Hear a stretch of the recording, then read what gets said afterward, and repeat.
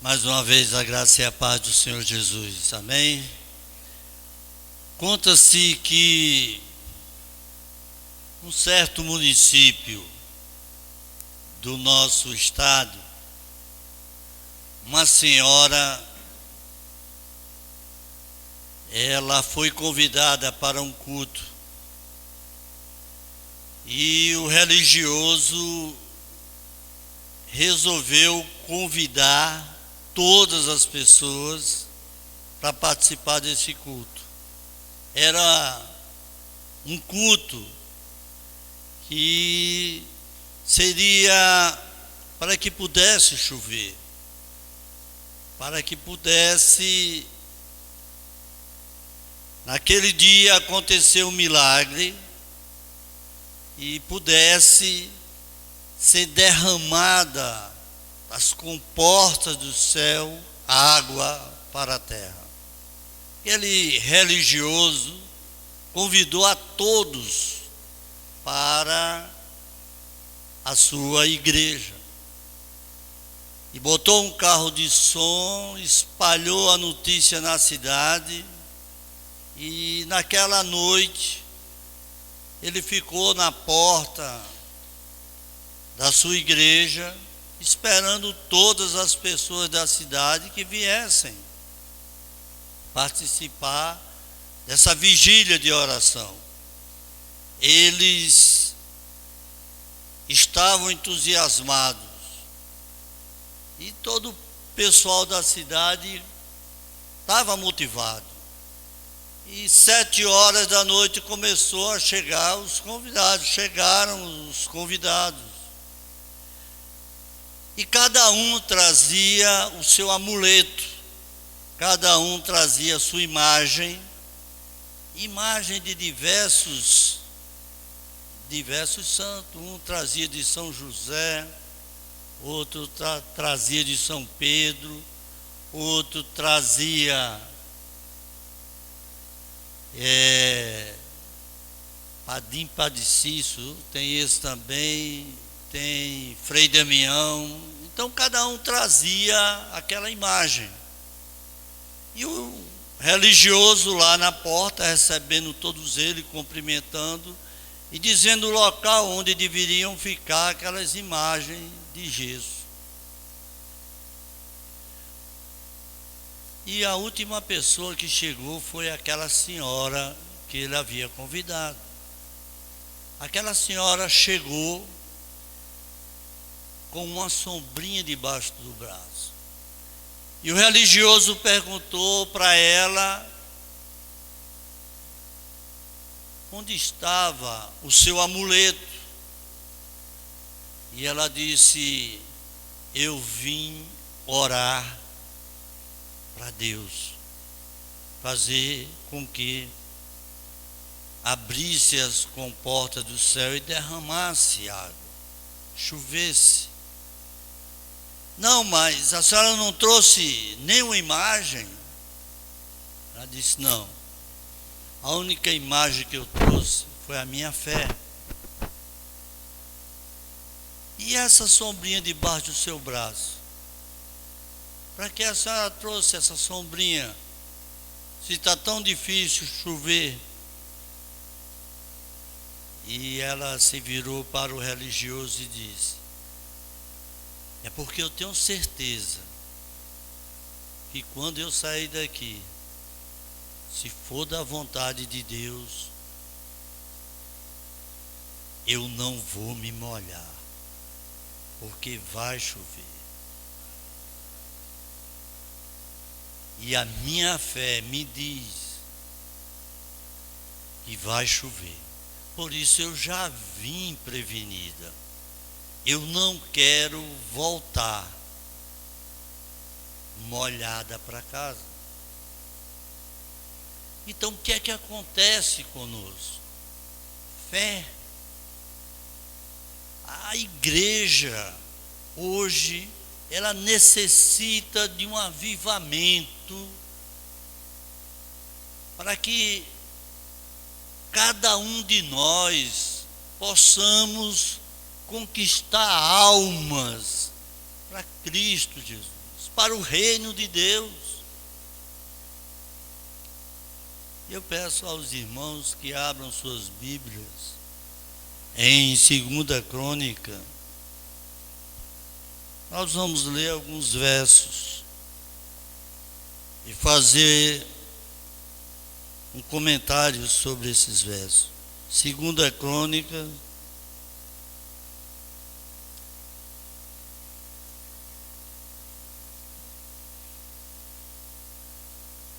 no capítulo de número 7, verso de número 14.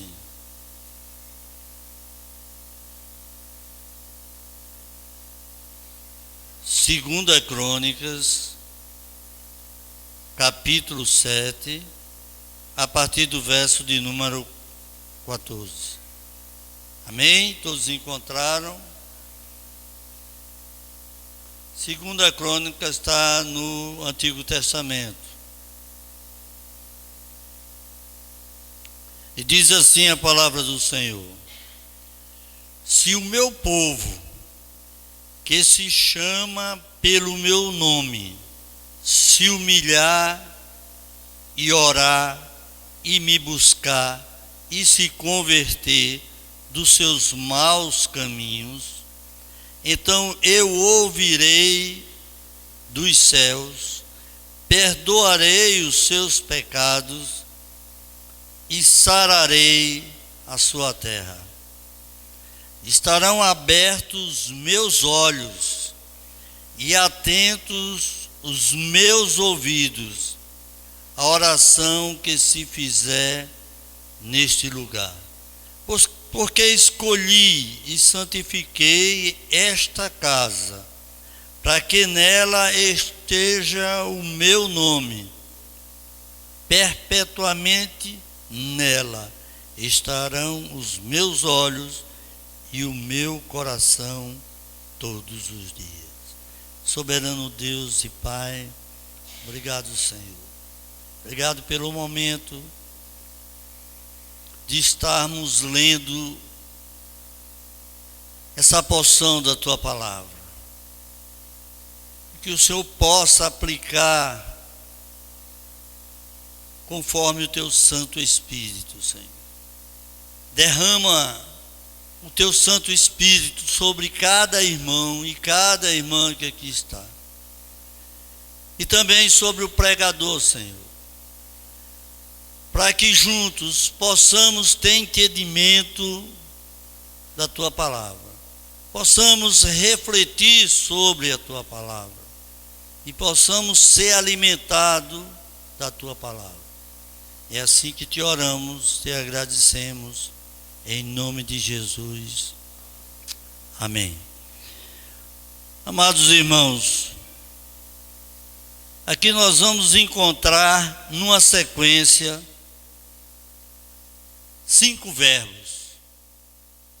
Nós vamos encontrar 5 verbos, onde cada verbo desse, ele tem um objetivo junto a cada um de nós, de fazer com que nós possamos entender o chamado de Deus. Primeiro, é que Deus está nos chamando, Ele está nos convidando. Se o meu povo, que se chama pelo meu nome, se o povo de Deus convida Deus, chama Deus para perto de si, para a sua casa, para a sua família, para o seu trabalho, se o povo de Deus crer que esse chamado tem um significado para a sua vida, se o povo de Deus deposita a sua fé na presença de Deus na sua vida, então clame a Deus, convide Deus, chame Deus para que Ele venha participar da sua vida familiar, da sua vida do trabalho, para os jovens das suas escolas, o seu conhecimento diário, que você possa estar convidando Deus para participar da sua vida. Mas há um outro verbo que vem logo em seguida e diz que se chamar pelo meu nome, se humilhar. Essa palavra humilhar, talvez a gente tenha um entendimento equivocado para ela.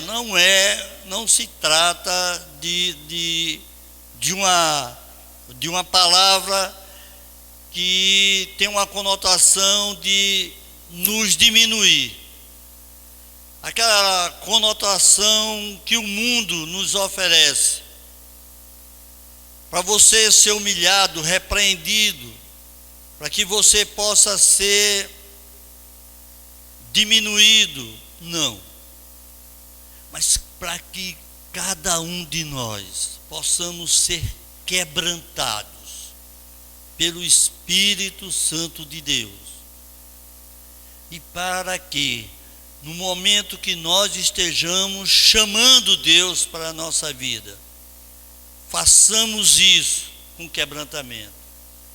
Para que Deus possa sentir o quanto é verdadeiro esse chamado, o quanto é verdadeiro esse convite, para que nós possamos ter Deus participando da nossa vida, da nossa igreja. Se o meu povo, que se chama pelo meu nome, se humilhar, tirar de sobre si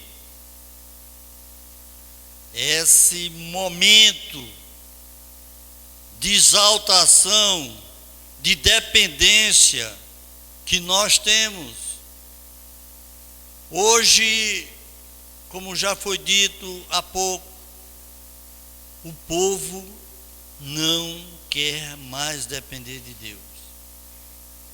Nunca houve tanto sincretismo religioso como acontece nos nossos dias. A nossa fé não está direcionada para Deus. A fé do povo não está direcionada para Deus. Portanto, nós não podemos alcançar a Deus.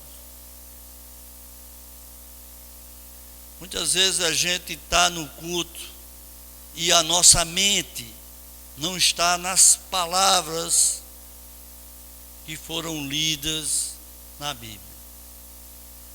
Quando a gente fala em chamar, em se humilhar, nós nos distanciamos dessas palavras. Nós não tomamos essa palavra para nós. Nós não absorvemos essas palavras.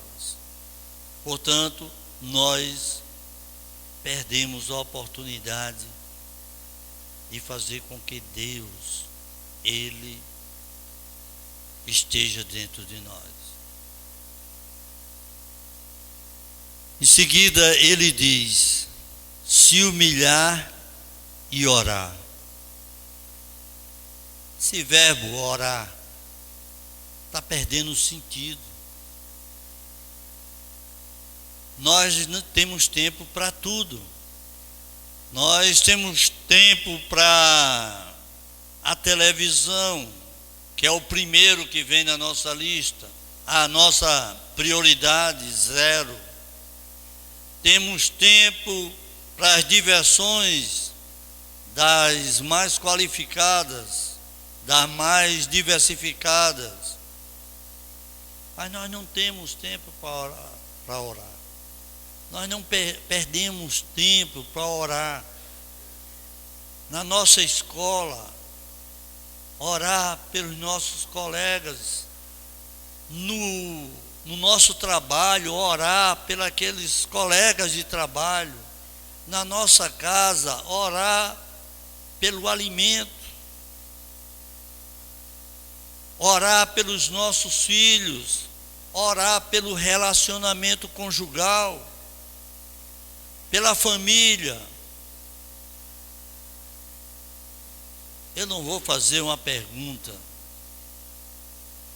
mas sábado, ontem, tinha pelo menos aqui umas 100 pessoas, entre pai e mães, talvez tivesse mais de que 100 pessoas aqui. E houve um trabalho com os jovens da Igreja Presbiteriana de Mandacaru, que nos fez uma visita aqui, e houve uma confraternização e foi muito bom.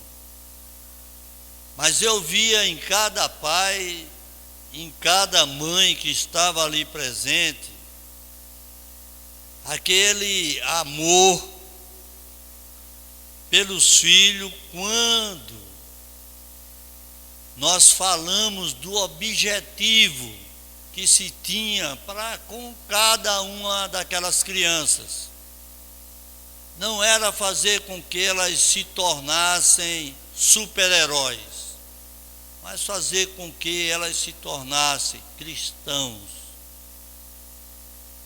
cidadãos de bem. E eu quero fazer um registro. Eu lamento que os pais e as mães das crianças aqui de Mata Redonda, elas não tenham ou não demonstrem ter tanto amor pelos seus filhos, ao ponto de, numa atividade dessa, estar participando com eles. Poucos pais e mães estavam presentes. A outra igreja trouxe um ônibus superlotado e os pais vieram de carros, as mães acompanhando os seus filhos.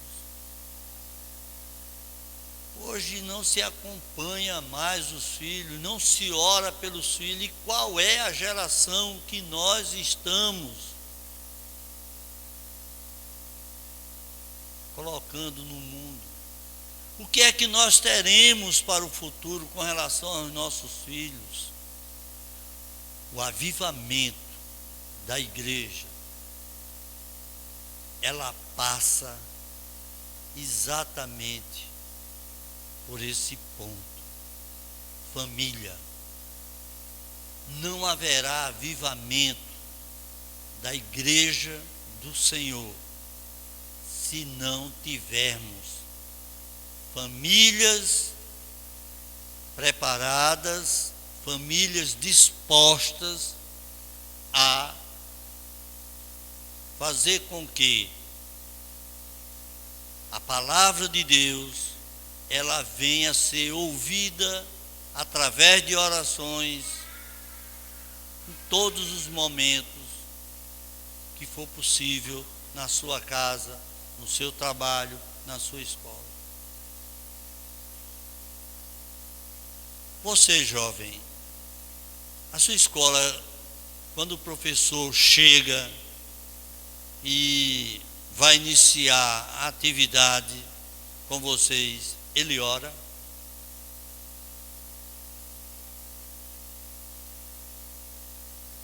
Nenhum. Só um. Peça aos outros, cobre dos outros,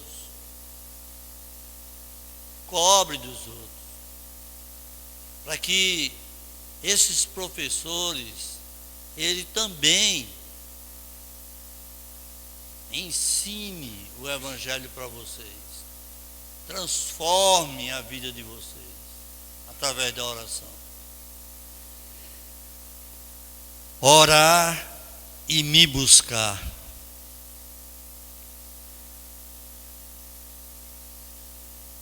Buscar o Senhor.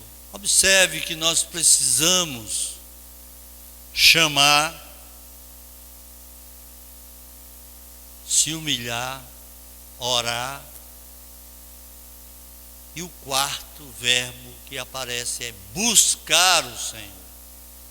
Buscar o Senhor através de oração, buscar o Senhor através do chamamento, buscar o Senhor através da humilhação, do quebrantamento, buscar o Senhor na igreja, buscar o Senhor em casa, buscar o Senhor em todos os momentos da nossa vida. Porque nós não vivemos sem a presença de Deus. Vocês querem uma prova disso? Rápido. Pare de respirar alguns minutos só. Para ver se vocês poderão viver sem a presença de Deus. Porque é Ele que nos permite respirar. É Ele que nos permite. É Ele que nos dá a oportunidade de todos os dias ver o brilho do sol e termos uma vida. Só podemos viver através dele. É Ele que nos permite, mesmo nós como grandes pecadores, mesmo Ele sabendo das nossas iniquidades, mesmo Ele sabendo da falência da nossa família, mesmo assim, o amor dele por nós é incondicional. E o último deles é: se você se converter dos seus maus caminhos.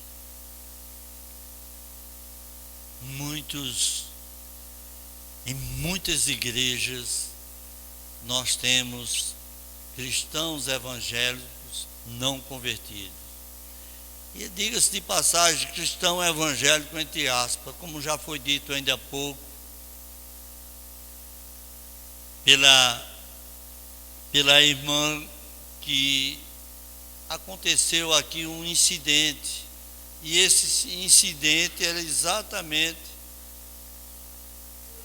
porque a pessoa que estava aqui ainda não era convertida, ela não tinha Jesus no seu coração, ela não tinha ainda sentido a presença de Cristo Jesus no seu coração. E é isso que nós precisamos. É disso que nós precisamos. É sentir a presença de Cristo. Se converter, em algumas igrejas, é só levantar a mão e dizer: eu aceito Jesus. Mas a vida com Jesus, ela não é fácil. Ela exige alguns pontos que nós já citamos, que nós chamemos por Ele, que nós oramos com Ele, que nós nos humilhamos a Ele. Exige determinados pontos que nós negligenciamos, que nós falhamos. Nós nos afastamos de Deus, nós nos afastamos de Cristo quando nós não estamos na obediência da sua palavra. Mas observem a continuidade desse versículo. E ele diz: então eu ouvirei dos céus, perdoarei os seus pecados e sararei a sua terra.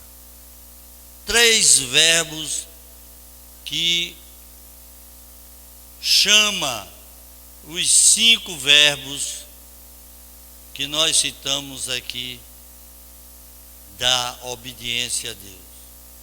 E esses 3 eu vejo como promessa de Deus para nós. Então eu ouvirei dos céus, eu ouvirei o teu clamor, eu ouvirei a tua oração, eu ouvirei o teu chamado, eu ouvirei o teu arrependimento, eu ouvirei o teu clamor no momento de sofrimento, de angústia, eu estarei com meus ouvidos abertos para você.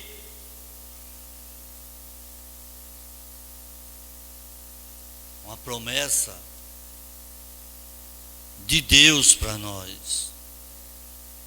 Ouvirei dos céus, perdoarei os seus pecados e sararei a sua terra. No momento que nós estamos na obediência com Deus, estamos na dependência de Deus, Deus estará conosco. Eu ouvirei os teus pedidos. E ele vai mais além. Perdoarei os seus pecados. Eu acho que nós não temos pecados. Ou será que temos pecados? Porque a Bíblia diz que não há um só sequer que não tenha pecado. O nosso pecado é contínuo e nós precisamos do perdão de Deus a todo instante, porque pela nossa mente, pela nossa cabeça, pelo nosso coração, não passa só coisas boas, passam coisas desagradáveis a Deus. Quantos pensamentos ruins nós temos durante um só dia? Incalculável. Você não tem nem como dizer quantos.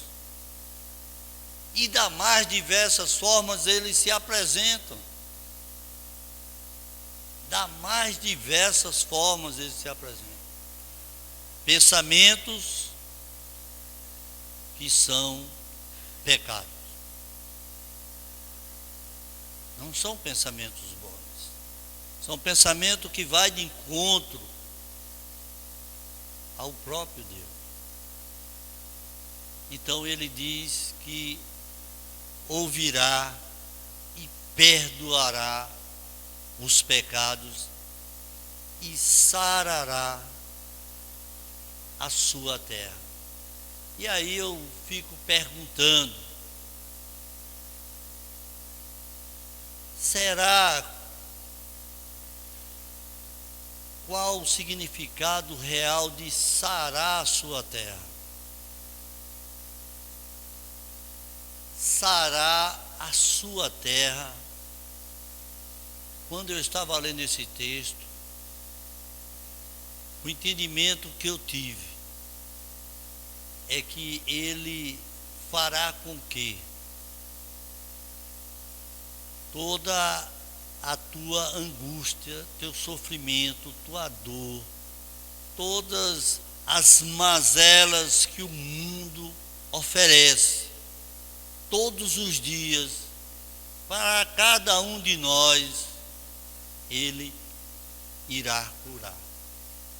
Ele irá fazer com que a sua existência não seja permitida dentro dos nossos corações. Então, no momento que a gente se volta para Deus, Deus nos abraça.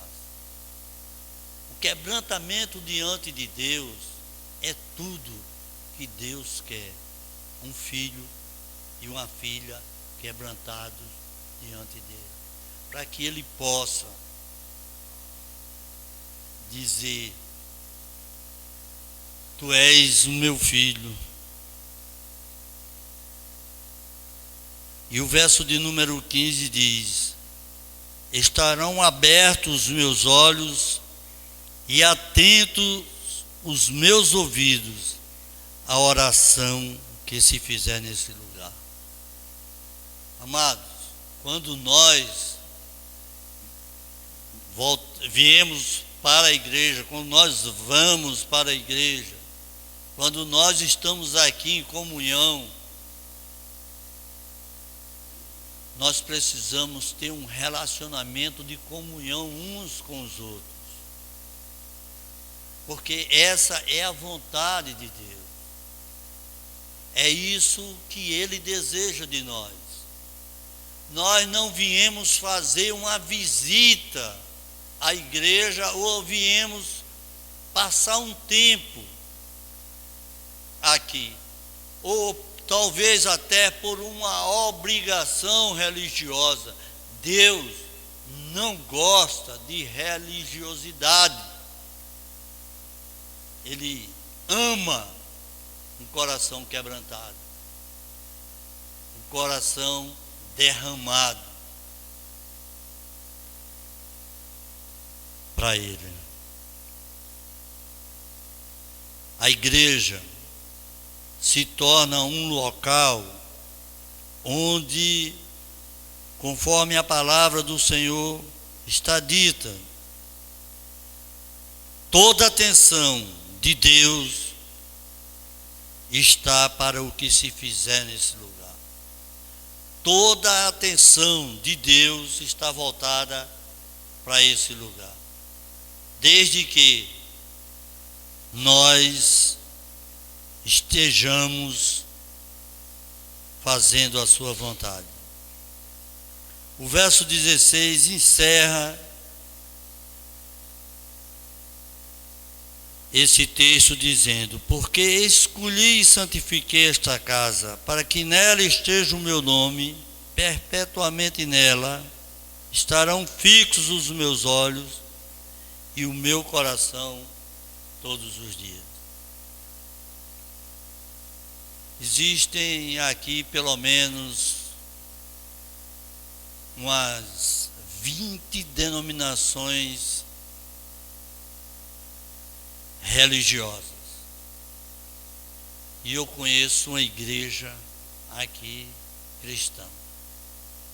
Uma igreja que prima pela palavra de Deus. É essa igreja. Denominações religiosas que no momento que você entra nela é para ouvir coisas agradáveis, promessa e mais promessa de prosperidade, de coisas maravilhosas, de profecias que com certeza nunca se realizarão, e ainda por cima faz com que você deixe até de ser cristão. Aqui pelo menos eu já passei por algumas delas, já fiz até parte de algumas delas,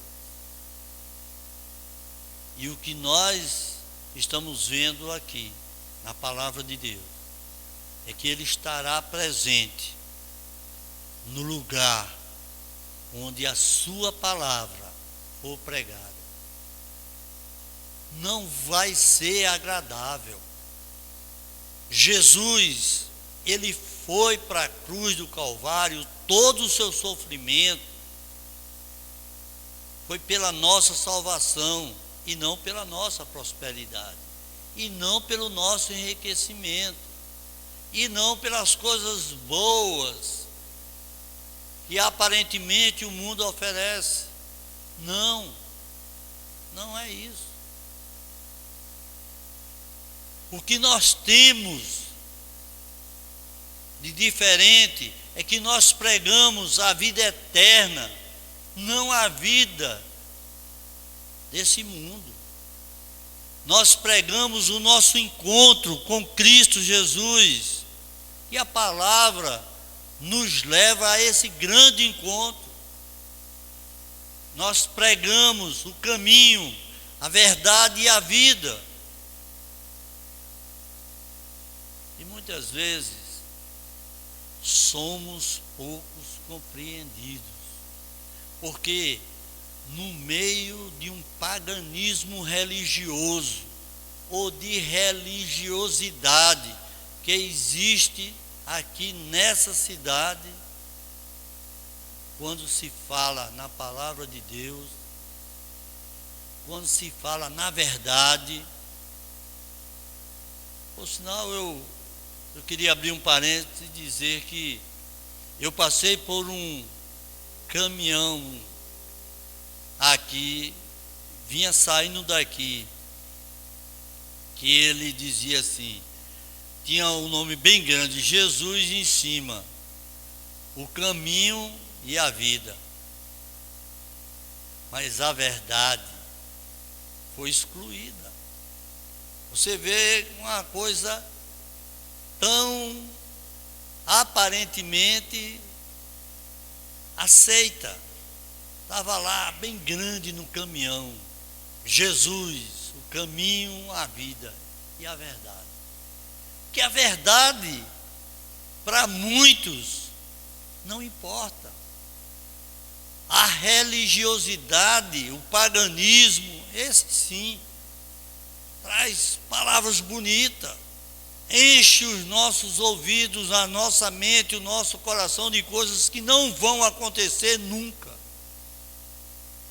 Não vão acontecer nunca. Aquilo que vai acontecer é quando você se derrama diante do Senhor.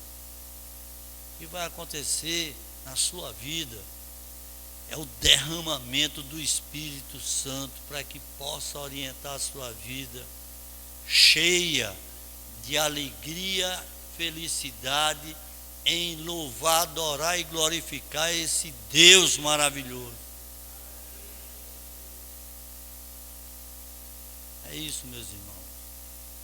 Essa igreja, ela precisa de que cada um de vocês possam levar essa palavra para alguém que está precisando dessa palavra, para que as pessoas não sejam enganadas, para que as pessoas não sejam tiradas não só do caminho, mas da verdade e da vida eterna. Nós precisamos fazer com que as nossas famílias se voltem para o Evangelho de Cristo Jesus, porque Ele foi para a cruz, foi por mim e por todos os pecadores, por todos nós. Amém?